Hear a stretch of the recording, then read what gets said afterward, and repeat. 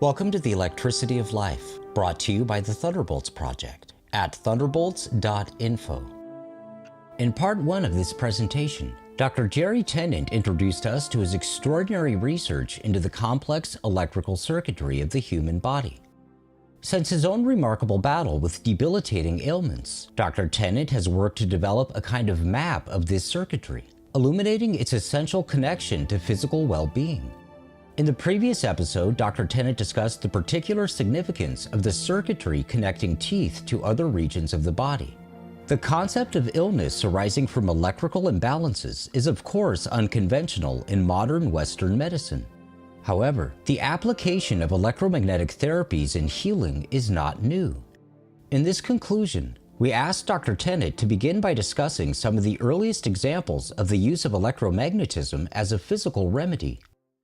Well, interesting question. If you go back in time, in the 1800s and early 1900s, electromagnetic therapies of a variety of forms were commonplace. But that changed in about 1910 when Andrew Carnegie and John D. Rockefeller decided to become the major investors in the pharmaceutical industry. And so they had a report written called the Flexner Report, which they then took to Congress. At that time, there were, I think, 13 homeopathic medical schools in this country, and again, most physicians were using some sort of electromagnetic therapies. Well, the Flexner Report got Congress to forbid the use of any federal money for anyone who said there was energy in the body. So that closed the 13 homeopathic medical schools, and then any physician who was using an electronic device to treat patients got put in jail. Well, that sent a pretty much of a chilling effect, and that's how our country stopped looking at energy in the body. And that was the case until Nixon went to China, saw some of the people in his entourage undergo surgery with acupuncture, and came back and told the NIH he wanted acupuncture to be part of traditional medicine. But even though that was what the NIH was instructed to do, the people who control medicine in this country basically continued to ignore it. So, for example, many states, including my state of Texas, forbids the use of anything that's not standard of care medicine.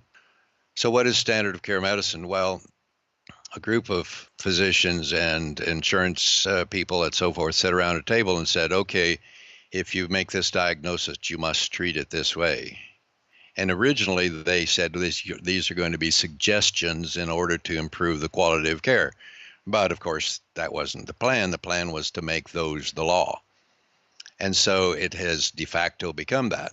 So if you go to a physician and the physician says you have this diagnosis and this diagnosis code, then the physician must treat you according to those guidelines. And if he doesn't, he loses his license and is considered guilty of malpractice de facto. So even if the physician knows that that's going to harm you, there's nothing you can do about it. Even if the physician knows there's a better way to treat you, there's nothing you can do about it.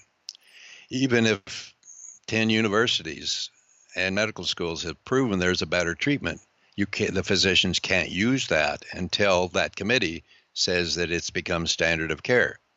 Most people don't know that.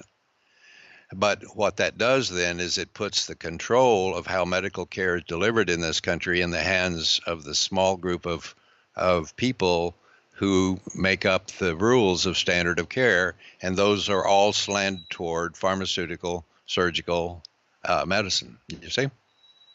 So that's why people like me have to say, well, everything that I say is using my Arizona MDH license and not my Texas license, because I'm not allowed in the state of Texas to tell you what I'm telling you. I have to use my Arizona license to do so. You know, medicine in this country is the most controlled, most supervised, most controlled business, if you please, of anything in the country. No other industry is more controlled than the practice of medicine. The effort to push it into things that work is constantly being suppressed, even to the place of physicians losing their livelihood. in order to prevent that. Now, even though most medical schools now have a division of integrative medicine where they teach this, it puts the physician in a very difficult position because the physician comes out of medical school knowing that that's a useful thing to do, but the state medical boards won't allow it. It's a very difficult thing. So what I have to do is I practice as a private expressive association. So the Supreme Court has had 72 different opinions given that says that legislators make laws to protect the public, but the people in a private group, like a church group, a sports group, and so forth, are not the public. And that any private group may do anything they want to do as long as what they do is not a clear and present danger that rises to the level of a substantive evil. You may not have ever wondered, why don't the police arrest boxers? Because it's against the law to go around slugging each other. Well, it's because boxing clubs are private expressive associations as defined by the U.S. Supreme Court. And so even though boxing is a clear and present danger, it does not rise to the level of a substantive evil. And so they don't get arrested. However, if religious people sexually assault their parishioners, that does rise to the level of a substantive evil, and therefore the police can go in and arrest a priest, a rabbi, or whatever for sexual abuse, you see? So, for example, that's the way I practice. So I don't practice, my practice isn't open to the public in the sense that if you want to come see me, you must join my private expressive association to become a member of my group. And then I can tell you what's in the medical literature rather than have to treat you with standard of care. If the health of living cells is governed by voltage, then an obvious concern in modern society is the rapidly growing pervasiveness of wireless technologies. We asked Dr. Tennant to identify some of the greatest obstacles we should be aware of today. Well, there's no doubt that we have all sorts of things that affect us. You know, for example, if I had you hold your arm straight out and push down on it, you would be strong.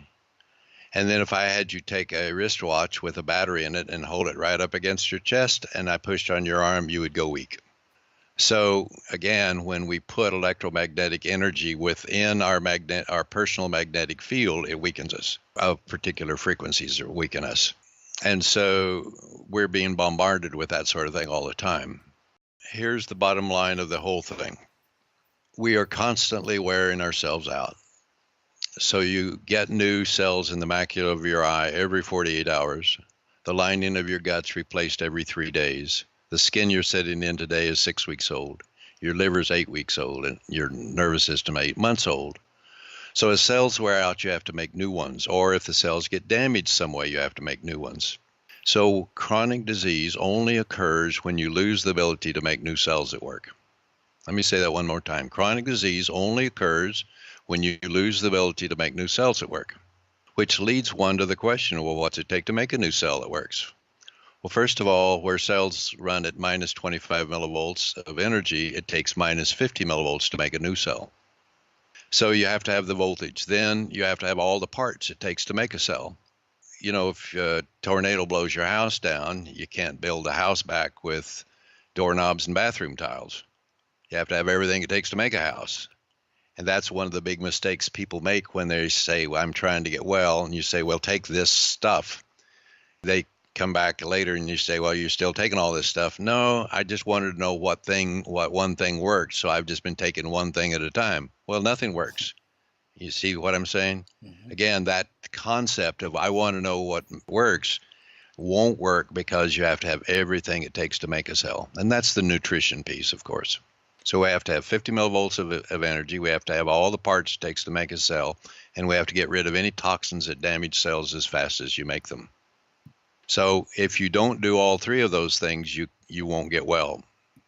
One then goes in and looks at each of those. So for example, the voltage piece, we're able to measure the voltages in the circuits using something similar to the Nakatani or Vol methodology. But one of the important things to understand is that it's well known in battery technology that if you take a rechargeable battery and you drain it all the way to zero, it'll flip itself upside down, flips the polarity. Well, if you take a battery upside down, put it in a battery charger, it won't take a charge, of course. So what we do is we go through and we can measure the polarity of every circuit in your body and figure out which ones are upside down. And those are the ones where you're going to be sick, because you don't have juice. And those circuits are trying to borrow voltage from the next door neighbors. But I like to say the neighbors will give you a cup of sugar now and then, but they won't give you 3 meals a day. There are two kinds of energy in the universe that I'm aware of, electromagnetic and then scalar. And of course, scalar has the ability to reverse the polarity back to normal. So we have a device that will do that called a biotransducer. And we simply can put it on one of the acupuncture spots in the body, and all your batteries get turned back up. Of course, they're still discharged. Then we take the biomodulator, which puts out a specific waveform, and recharge your batteries back up. Now your battery has power again. And then the body never forgets how to repair itself, just that it has to have the power to do it, has to have the materials to do it. So no matter what's wrong with you, again, you ask me about neurology, nephrology, cardiology, any of the ologies, you treat them all the same way, because they're all sick for the same reason. They lost the ability to make new cells at work, or they lost the power to run. You can't have a heart that works if it's trying to run on 5 millivolts instead of 25 millivolts, right? You can't have a macula in your eye that works. All macular degeneration is because you've lost power in the stomach circuit, which is the stomach circuit is acupuncture circuits, the power supply to the macula. So anytime somebody has macular degeneration, and you measure it, you'll always find there's inadequate power, and it's reversed the polarity in the stomach circuit. Whereas glaucoma, the optic nerve's on a different circuit. It's on the liver circuit. And so every time you see a glaucoma patient and measure it, the liver circuit will have flipped its polarity. So how do you treat it? You flip the polarity back, you charge the battery back up, and then you figure out, why did the battery lose its charge in the first place? Well, there are 5 basic reasons. One is that you have to look at thyroid hormone, because thyroid controls the voltage of every cell membrane in the body. T3 controls the voltage of the cell membranes and the number of mitochondria. T2 controls the function of the mitochondria. So let's say you don't have enough thyroid hormone, your battery discharges to here. Now, if you put a scar across one of your circuits and it touches the fascia, it shorts it out like any other electronic short. So wherever you have scars, that's going to short out that circuit. So many women have a C-section scar, which goes right across the stomach circuit. The spleen stomach circuit is the entire reproductive system, the entire endocrine system, the thinking part of the brain, the macula of the eye. Okay, so thyroid takes us down to here, scars take us down to here. Dental infections, since every circuit goes through specific teeth, if you have an infection in a tooth, it acts like a resistor and drops the voltage. All right, dental infections takes you down to here. Emotions are stored in the body as magnetic fields, as I discussed in my lecture to the electric universe. And all of us have emotions, but if you have a wire and you put a magnetic field around it, blocks the flow of voltage. That's how emotions drop our voltage and make us sick. Thyroid, scars, dental infections, emotions, and finally toxins. And now your battery is drained to zero and flips upside down. And there you go, you're sick. One of the problems with American medicine is that the scientists say we have to isolate everything else and look at just this one thing to see if it's the cause of the disease. It almost never is. Almost all diseases are multifactorial. And that's why we have such a hard time in American medicine finding the cause, because it's almost always several causes that flip the voltage. Then when you don't have voltage, as voltage drops, oxygen drops, because the amount of oxygen that will dissolve in a liquid is dictated by the voltage of the liquid. When you lose voltage, you lose oxygen. When you lose oxygen, your metabolism becomes inefficient, infections show up, and when you get to plus 30 millivolts, you have cancer. Simple as that.